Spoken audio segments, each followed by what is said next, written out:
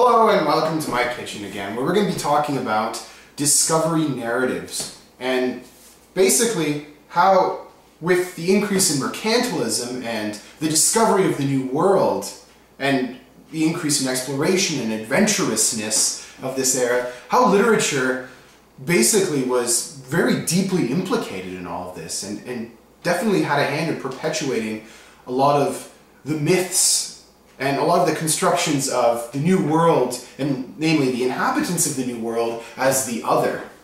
Basically setting up this kind of dichotomy between Western civilization as they knew it and peoples of the New World, the other, and how these dichotomies really play out.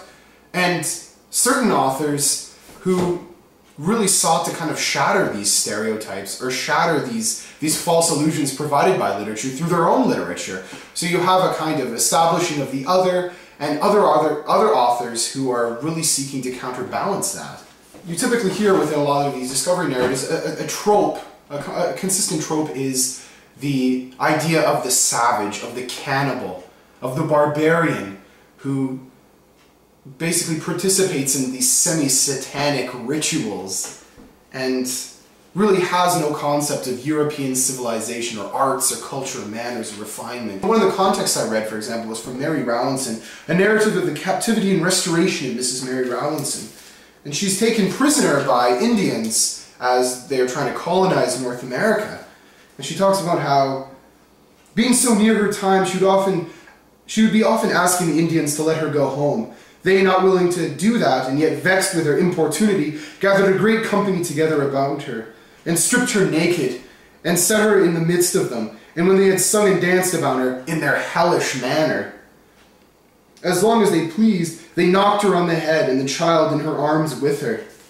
So you basically have these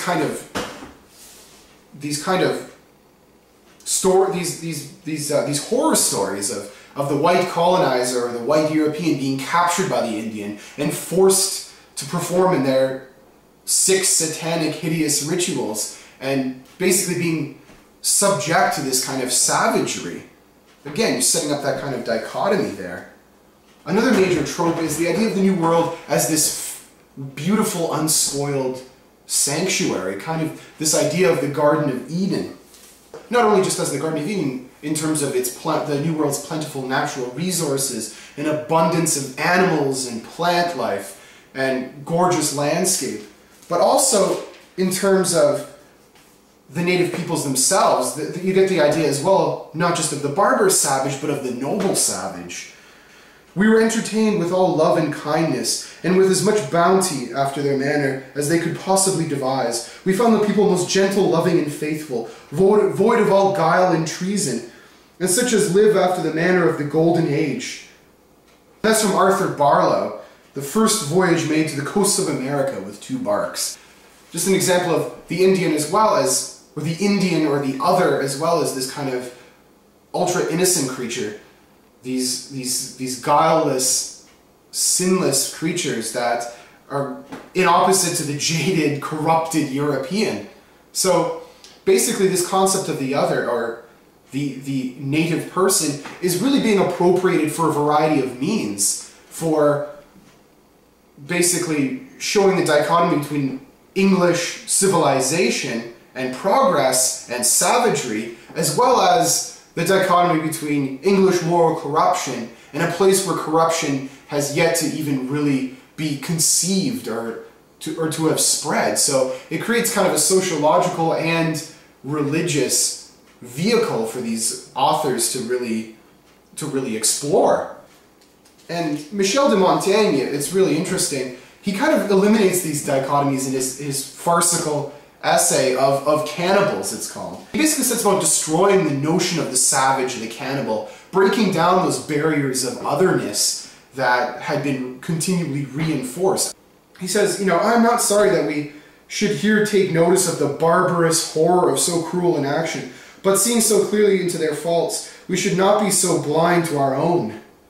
I conceive there is more barbarity in eating a man alive than when he is dead, and tearing the body limb from limb by racks and torments while the person remains conscious. So he's basically saying that, well, you accuse these native peoples of cannibalism for eating their dead in order to dispose of them, but isn't it more isn't it more barbaric what we do in terms of ripping people apart by drawing and quartering them or putting them on the rack? These state-sanctioned forms of execution basically sets it down to a matter of semantics. We call their disposing or dismembering of a body barbarism, but under our code of laws and ethics, we call it justice, or we do it under the piety of religion, as he calls it. So it's really no different. There is no dichotomy. He sits about completely blowing that wide open. We may call these people barbarous in respect to the rules of reason, but not in respect to ourselves, who in all sorts of barbarity exceed them. Just a powerful statement right there, that there really is no other. I mean, we are all the same people, and we more or less follow the same types of rituals, and our societies mainly function at their bare essence in the same way. Yet he acknowledges that the notion of the other, in terms of demonizing or stereotyping or marginalizing the native societies through, a kind of Anglo-Christian lens or European Christian lens, is senseless, as we essentially perpetuate the same trends, the same evils, the same barbarities within our own societies. Only within the context of mercantilism, it suddenly makes the possessing of the New World, the ownership of the New World by Europe, acceptable. When you're positioning something as the other, it suddenly makes it acceptable. It suddenly makes it accessible by relating them in the most crude or simplistic terms. You're able to marginalize an entire world, an entire sphere of existence, in order to make it submit under your basic Christian European lens or your Christian European paradigm.